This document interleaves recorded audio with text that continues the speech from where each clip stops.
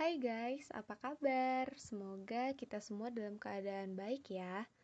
Pada kesempatan kali ini, kami akan menjelaskan sebuah subbab dari mata kuliah statistika. Sebelum itu, perkenankan kami untuk memperkenalkan diri ya. Yang pertama, Stefana Windu Prasasti dengan NIM 19131. Yang kedua, Agustina Teresia Resubun 19143. Yang ketiga, Stefani Cindy Yustiza dengan NIM 19149. Dan yang terakhir, Jenny Andrea Mercesella NIM 19152. Selamat menyaksikan. Jadi teman-teman, materi yang akan kita bahas pada kesempatan kali ini yaitu ANAFA 2 jalur. Perbedaan mendasar antara ANAFA 1 jalur dengan ANAFA 2 jalur adalah jumlah variabelnya. Jadi, untuk ANAFA 1 jalur memiliki satu variabel bebas, sedangkan ANAFA 2 jalur memiliki dua variabel bebas. Tujuan dari uji ANAFA 2 jalur ini yang pertama, untuk mengamati apakah masing-masing variabel memberikan pengaruh terhadap respon yang diamati. Kemudian tujuan yang kedua, untuk mengamati apakah interaksi antar variabel memberikan pengaruh terhadap respon yang diamati. Nah, sebelum kita melakukan pengujian dengan ANAFA 2 jalur, maka kita harus memperhatikan beberapa prinsip atau langkah-langkah supaya kita bisa melakukan pengujian ANAFA 2 jalur ini dengan baik dan benar. Langkah pertama yang harus kita lakukan adalah menghitung jumlah kuadrat, yaitu JKT, JKA, JKB, JKAB, dan juga JKD. Jadi untuk JKT ini adalah jumlah kuadrat total dari data yang sudah tersedia. Kemudian untuk JKA adalah jumlah kuadrat dari variabel bebas A. Kemudian yang JKB adalah jumlah kuadrat dari variabel bebas B. Kemudian yang JKAB adalah jumlah kuadrat interaksi antara A dan juga B. Kemudian untuk JKD adalah jumlah kuadrat dalam. Langkah yang kedua yang harus kita lakukan adalah menghitung derajat bebas. Derajat bebas dari A, derajat bebas dari B, derajat bebas dari AB, derajat bebas dari total, dan juga derajat bebas dari dalam atau yang biasa kita sebut galat. Dan kemudian derajat bebas ini juga biasa kita dengar sebagai degree of freedom. Kemudian langkah yang ketiga, kita menghitung kuadrat rata atau means of square dari A, dari B, dari AB, dan juga dari D. Kemudian langkah selanjutnya kita akan menghitung F0. F0 ini akan kita dapat dari F0A, F0B, dan juga F0AB. Kemudian langkah selanjutnya, langkah yang kelima, kita menentukan F-tabel dari data-data tersebut atau analisa deskriptif yang sudah kita lakukan. Dan juga beberapa perhitungan dari awal tadi, dan kita akan bisa menentukan F-tabel. Kemudian langkah yang terakhir, kita dapat mengambil kesimpulan. Jadi ada dua kemungkinan yang akan terjadi. Jika F0 lebih besar daripada F-tabel, maka ada perbedaan yang signifikan. Kemudian yang kedua, jika F0 lebih kecil daripada F-tabel, maka tidak ada perbedaan signifikan. Oke teman-teman, jadi kita udah tahu ya bagaimana prinsip atau langkah-langkah yang harus kita lakukan untuk melakukan uji ANAFA 2 jalur ini. Nah, sekarang kita akan membahas atau mengerjakan suatu soal supaya kita lebih memahami dan juga mengerti prinsip dan juga langkah-langkah untuk kita melakukan uji ANAFA 2 jalur. Di sini udah ada satu soal teman-teman, akan saya bacakan. Jadi ini istilahnya kita sedang melakukan uji ketinggian busa terhadap sabun yang dibuat dengan variasi komposisi betain dan juga VCO. diperoleh data uji ketinggian busa sebagai berikut. Jadi teman-teman di sini udah diberikan data tentang uji ketinggian busa terhadap sabun. Nah, ini ada variasi komposisi yaitu betain dan juga VCO. Nah, tadi kan teman-teman ANAVA 2 jalur ini memiliki dua variabel bebas. Nah, di sini kita bisa tentuin variabel bebasnya itu. Nah, di sini saya ambil contoh. Jadi, untuk variabel bebas yang pertama saya namakan A. A itu adalah VCO. Nah, kemudian yang variabel bebas kedua saya kasih nama B, yaitu betain.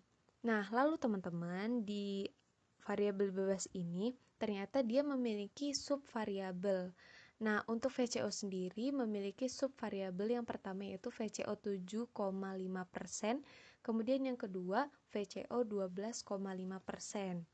Kemudian untuk yang beta ini teman-teman, yang variabel bebas B juga memiliki subvariabel yaitu 3% dan juga 7%. Nah, jadi di sini kita diberi pertanyaan. Yang pertama, apakah komposisi VCO mempengaruhi ketinggian busa sabun? Yang kedua, apakah komposisi betain mempengaruhi ketinggian busa sabun? Kemudian yang ketiga, apakah interaksi antar komposisi betain mempengaruhi ketinggian busa sabun? Nah, setelah kita memahami dan juga mengerti bagaimana persoalan ini, langkah selanjutnya yang bisa kita lakukan adalah melihat dulu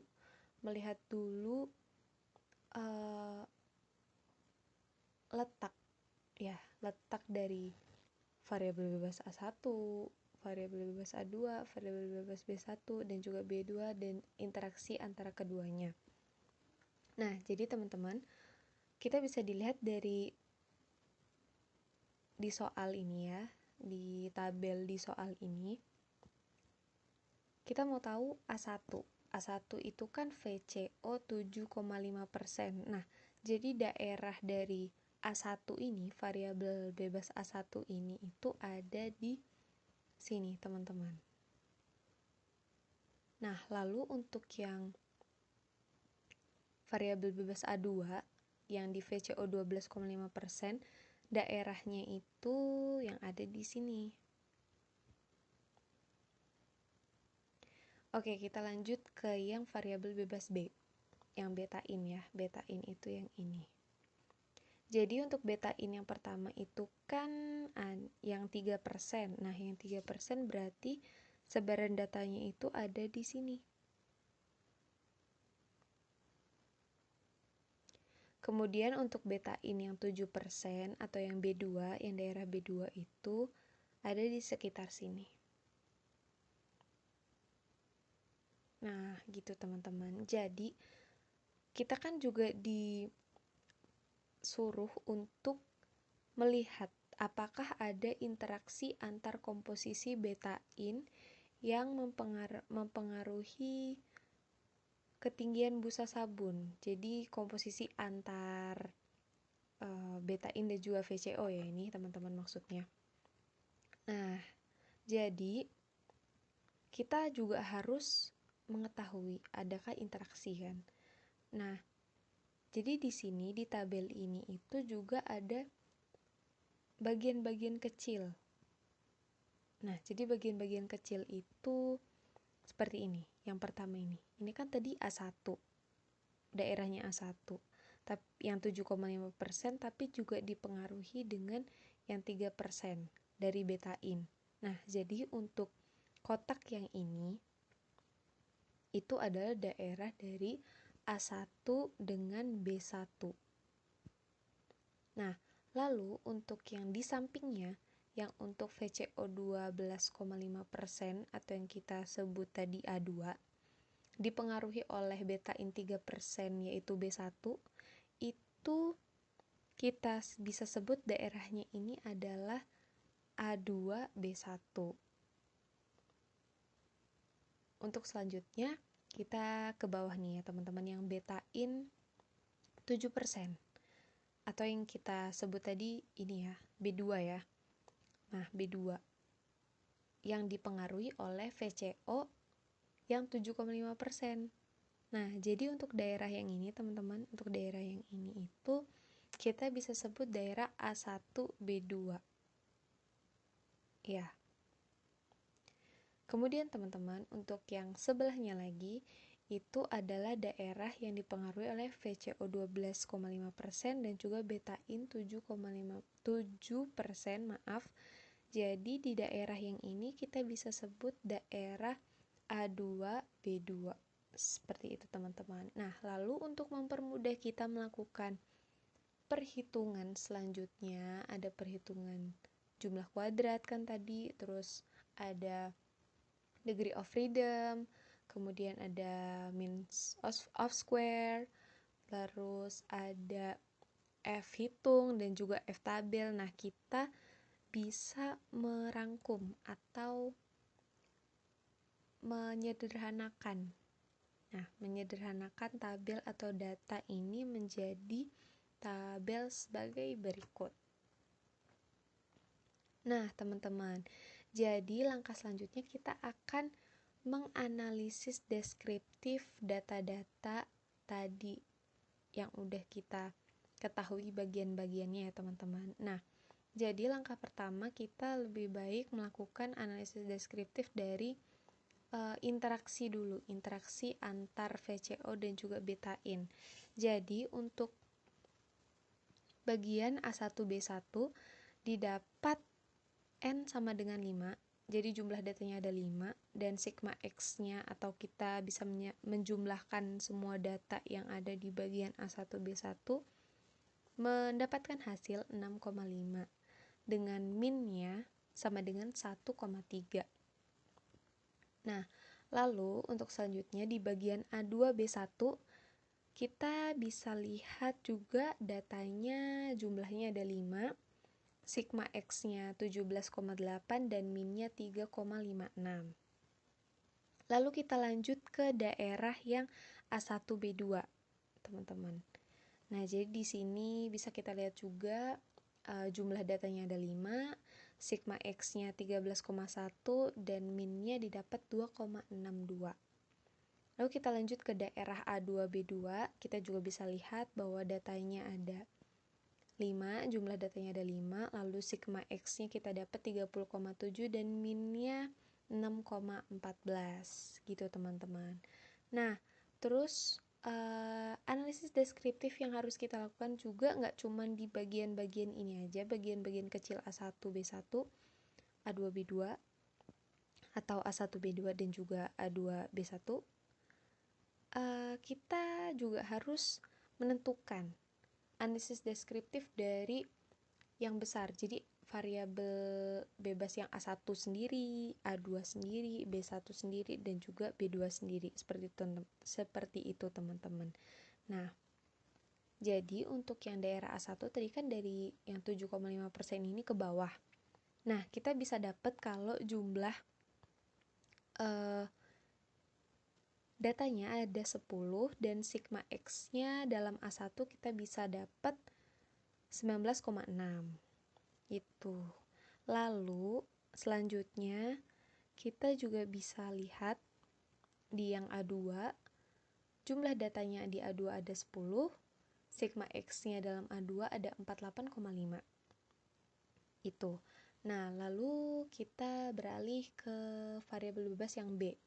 Untuk yang B1 kita bisa lihat juga jumlah datanya ada 10, sigma X-nya dalam B1 kita dapat 24,3. Lalu untuk yang di bagian B2 kita dapat NB2-nya ada 10 jumlah datanya, lalu sigma X-nya dalam B2 kita dapat 43,8. Nah, lalu teman-teman kita juga perlu untuk mentotalkan. Ya, mentotalkan data-data yang ada tadi. Jadi untuk N-nya ada 20 data. Gitu. Jadi di dalam ini ada 20 data. Nah, untuk sigma X total kita bisa memperoleh nilai sigma X total ini dengan menjumlahkan sigma X B1 ditambah sigma X-nya B2. Atau kita bisa juga dapat nilai X total dari menjumlahkan sigma X A1 dengan sigma X A2. Nah, jadi penjumlahan kedua variabel ini akan menghasilkan hasil yang sama, teman-teman. Jadi hasilnya sigma X A1 dijumlah dengan sigma X A2 akan sama dengan jumlahnya dengan penjumlahan dari sigma X B1 dijumlah atau ditambah dengan sigma X B2. Nah, di sini kita dapat 68,1. Jadi teman-teman bisa cek ya. 24,3 ditambah 43,8 sama dengan 68,1. 19,6 ditambah 48,5 sama dengan 68,1 atau enggak gitu, teman-teman. Jadi kita bisa menentukan di total ini apakah analisis deskriptif kita tadi udah benar, langkah-langkahnya sudah benar, atau mungkin ada kesalahan dalam perhitungan. Itu juga bisa dilihat dari kesamaan jumlah antara sigma X A dan juga sigma X B tadi. Jadi seperti itu, teman-teman. Jadi setelah melakukan analisis deskriptif, kita akan menghitung nilai JKT, JKA, JKB, JKAB, dan JKD. Yang pertama akan kita hitung adalah nilai JKT. Rumus JKT sendiri adalah jumlah kuadrat seluruh datum dikurangi dengan kuadrat jumlah seluruh datum yang dibagi dengan banyaknya datum. Nah, yang dimaksud dengan jumlah kuadrat seluruh datum adalah jadi semua datum dikuadratkan terlebih dahulu baru dijumlahkan. Sedangkan maksudnya kuadrat jumlah seluruh datum adalah seluruh datum dijumlahkan terlebih dahulu baru dikuadratkan. Nah, setelah semua data dimasukkan, akan diperoleh hasil JKT yaitu 68,61. Lalu yang kedua adalah nilai JKA. Rumus JKA adalah sigma dari sigma X kelompok A kuadrat dibagi dengan jumlah datum di kelompok A dikurangi dengan sigma X total kuadrat dibagi dengan banyaknya datum. Jadi, kuadrat jumlah datum A1 dibagi dengan banyaknya datum di kelompok A1 ditambah dengan kuadrat jumlah datum A2 dibagi dengan banyaknya datum A2 lalu dikurangi dengan jumlah seluruh datum kuadrat yang dibagi dengan banyaknya datum. Setelah semua data dimasukkan, akan didapatkan nilai JKA 41,76. Lalu yang ketiga adalah nilai JKB. Rumus dari JKB sama dengan rumus JKA. Hanya saja, data yang dimasukkan adalah data yang dimiliki oleh kelompok B. Setelah semua data kelompok B dimasukkan, akan didapatkan nilai JKB yaitu 19,01. Lalu yang keempat adalah nilai JKAB. Rumus dari JKAB adalah sigma dari sigma X kelompok AB kuadrat dibagi dengan jumlah datum kelompok AB dikurangi sigma X total kuadrat dibagi dengan banyaknya datum, lalu dikurangi dengan JKA, dan dikurangi lagi dengan JKB. Nah, jadi nanti sigma X dari masing-masing kelompok dikuadratkan, lalu dibagi dengan banyaknya datum di kelompok tersebut. Lalu hasil semua kelompok itu dijumlahkan. Nah, setelah dijumlahkan, dikurangi dengan jumlah seluruh datum kuadrat yang dibagi dengan banyaknya datum, lalu dikurangi lagi dengan JKA, dan dikurangi lagi dengan JKB. Setelah data yang dimasukkan, didapatkan nilai JKAB yaitu 1,988. Lalu yang kelima adalah nilai JKD. Rumus dari JKD adalah JKT dikurangi JKA, dikurangi JKB, dan dikurangi JKAB. Setelah nilai JKT, JKA, JKB, dan JKAB kita masukkan, akan didapatkan hasil JKD yaitu 5,852. Baik, jadi setelah kita menghitung JKT, JKA, JKB, JKAB, dan JKD, sekarang kita akan menghitung degree of freedom atau derajat kebebasan. Nah, yang pertama yaitu degree of freedom dari kelompok A. Nah, DF dari kelompok A ini kita peroleh dengan A dikurangi 1, di mana A pada kelompok A ini bernilai 2, sehingga derajat kebebasan yang diperoleh dari kelompok A sama dengan 1. Nah, derajat kebebasan dari kelompok B sama dengan B dikurang 1, di mana nilai B sama dengan 2, sehingga nilai derajat kebebasan dari kelompok B sama dengan 1. Nah, yang berikutnya yaitu derajat kebebasan dari kelompok A, dari kombinasi kelompok AB, di mana diperoleh dengan mengalihkan derajat kebebasan dari kelompok A dan derajat kebebasan dari kelompok B, sehingga diperoleh derajat kebebasannya sebesar 1. Nah, yang berikutnya yaitu derajat kebebasan total. Derajat kebebasan total ini diperoleh dengan mengurangi dengan N dikurang 1, di mana N ini adalah jumlah datum dari kedua kelompok tersebut, sehingga DF total diperoleh 19. Yang berikut yaitu DF dalam. DF dalam diperoleh dengan mengurangi N dengan diperoleh dengan N dikurang A kali B, di mana N ini sama dengan N yang ada di DF total yaitu sebesar 20 dikurangi dengan A kali B. A kali B ini sama dengan 4, di mana setiap masing-masing nilai A sama dengan 2 dan B sama dengan 2, sehingga derajat kebebasan dalamnya sebesar 16. Nah, yang berikutnya setelah kita mencari degree of freedom-nya, sekarang kita akan menghitung mean square-nya. Nah, mean square-nya ini akan kita cari dari kelompok A, kelompok B, kelompok AB, dan mean square dari D. Nah, yang pertama yaitu mean square A.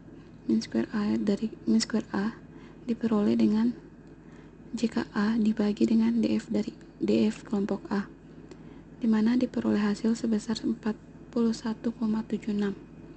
Yang berikut mean square B. Mean square B diperoleh dengan jika B dibagi dengan DF dari kelompok B, sehingga hasilnya sebesar 19,01. Yang berikutnya yaitu mean square kombinasi dari kelompok A dan B, sama dengan JKAB per JKAB dibagi derajat kebebasan AB, sehingga mean square-nya diperoleh 1,988. Nah, yang berikutnya mean square D. Mean square D diperoleh dengan membagikan JKD dengan DFD, sehingga diperoleh mean square D sebesar 0,366.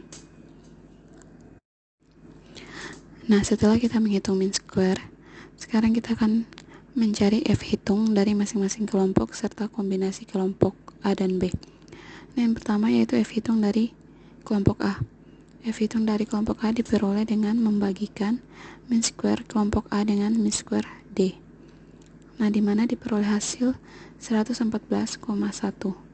Nah, F hitung yang kedua yaitu F hitung dari kelompok B diperoleh dengan membagikan mean square kelompok B dengan mean square D, sehingga F hitung dari kelompok B sebesar 51,94.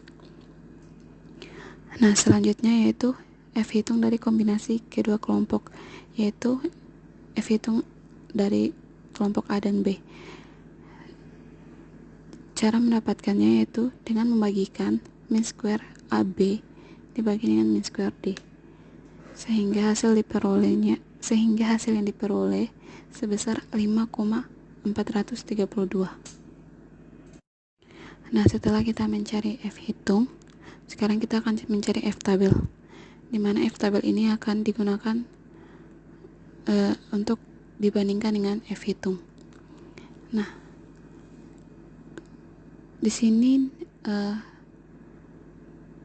F nilai alfanya sama dengan 0,05 karena taraf kepercayaan yang digunakan yaitu sebesar 95,95%. Nah, jika kita melihatnya, Di sini semua kelompok memiliki nilai F-tabel yang sama, yaitu karena dari masing-masing kelompok memiliki nilai derajat kebebasan dan derajat kebebasan dalam yang sama, yaitu 1 dan 16.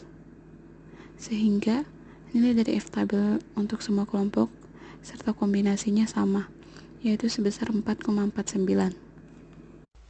Nah, teman-teman, setelah kita menghitung masing-masing tahapan tadi, ada DF, JK, main square, F0, dan F-tabel, maka selanjutnya yaitu kita gabungkan masing-masing hasil perhitungan ke dalam tabel ringkasan supaya lebih mudah dipahami. Di sini kita dapat melihat DF, JK, main square, F0, dan F-tabel dari masing-masing sumber variasi, yaitu antara A, antara B, interaksi AB, dan kemudian kita hitung totalnya. Lanjut teman-teman, setelah kita membuat tabel ringkasan tadi, maka dapat diperoleh kesimpulan yang nantinya dapat menjawab ketiga pertanyaan tadi. Untuk soal yang pertama, diperoleh kesimpulan F0 lebih besar daripada F-tabel, yang artinya komposisi VCO dapat mempengaruhi ketinggian busa sabun. Untuk soal yang kedua, diperoleh kesimpulan F0 lebih besar juga daripada F-tabel, yang artinya komposisi betain dapat mempengaruhi ketinggian busa sabun. Sedangkan untuk soal nomor 3, diperoleh kesimpulan F0 lebih besar daripada F-tabel, yang artinya interaksi antar komposisi betain ternyata dapat mempengaruhi ketinggian busa sabun. Jadi seperti itu teman-teman langkah-langkah dalam mengerjakan soal uji ANAFA 2 jalur. Thank you for watching. Don't forget to subscribe, like, and share to your friends. Mwah!